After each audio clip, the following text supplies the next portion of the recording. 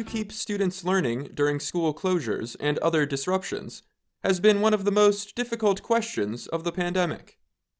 April 2020 data from the United Nations Educational, Scientific, and Cultural Organization, or UNESCO, found that at least 1.1 billion students in 114 countries were affected by the pandemic and school closures. But inequality among families, schools, and countries means that some students were better prepared to succeed during the disruptions than others. A new study looks at the teaching and learning methods used in 11 countries during the pandemic.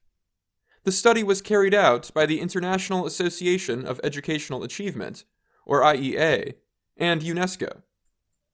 The survey included more than 1,500 school leaders, 15,000 teachers, and 21,000 students.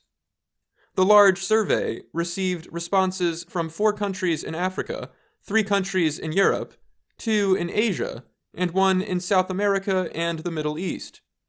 They were a mix of developed and developing countries. When schools closed, countries' teaching and learning methods differed greatly around the world. Some countries were able to quickly move to online learning, but others were simply not able to make that change. In the European countries Denmark and Slovenia, for example, more than 95% of students had access to laptop computers for schoolwork. But in the African countries of Burkina Faso, Ethiopia, and Kenya, fewer than 10% of students had laptops. Overall, 10% of students said they did not have the resources to complete their schoolwork, at least most of the time. Countries that did not have digital resources had other ways to reach students outside the classroom. Educational television and radio broadcasts increased in some places, including Rwanda, Kenya, and Russia. But when schools closed, many students went through long periods of time without any schooling at all. Most students in Burkina Faso, about half of students in Ethiopia, and about 1/5 of students in Kenya did not do any schoolwork for at least 4 months. Dirk Hasted is the executive director of IEA, one of the organizations that led the study. He said that in all countries, there was concern for the most poor and vulnerable students. Poorer students and students already struggling were the ones who suffered the most during school disruptions. Many could not access digital resources. Many students' families suffered financially from the pandemic, which likely affected their schooling. Some had to spend time caring for family members. In Kenya, for example, 63% of students said one of their parents lost their job during the pandemic. And in Ethiopia, almost half of students reported that they had to care for brothers and sisters at home. That likely left them with less time for schoolwork. Hasted said policymakers need to find a way to reach the students hurting the most. The task for the future is how can we get these students up to speed again so we don't lose them completely and they fall behind even more, Hasted said. The pandemic has also brought attention to student and teacher mental health. A majority of students in 8 countries surveyed said their emotional well-being suffered during the pandemic. Teachers also felt the emotional effects of the pandemic. In India, for example, 85% of teachers said they needed additional mental health support. In Russia, 64% of teachers reported feeling tired most of the time. And a majority of teachers in several of the countries were afraid of being infected with COVID while working. Many countries are listening to what teachers and students say they need. In most countries surveyed, 50% of schools increased support for students and teachers.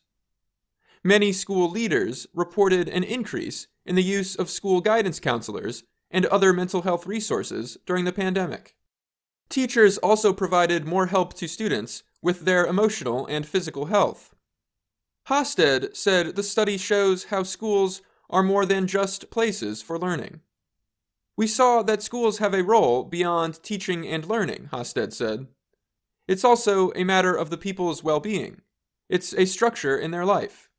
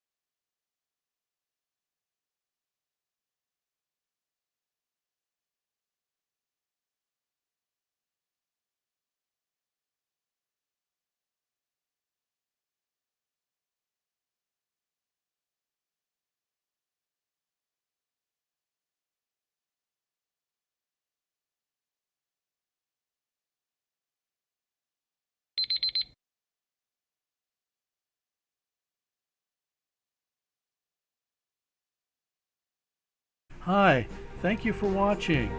I hope the videos are useful for you. Please subscribe to my channel using the button below.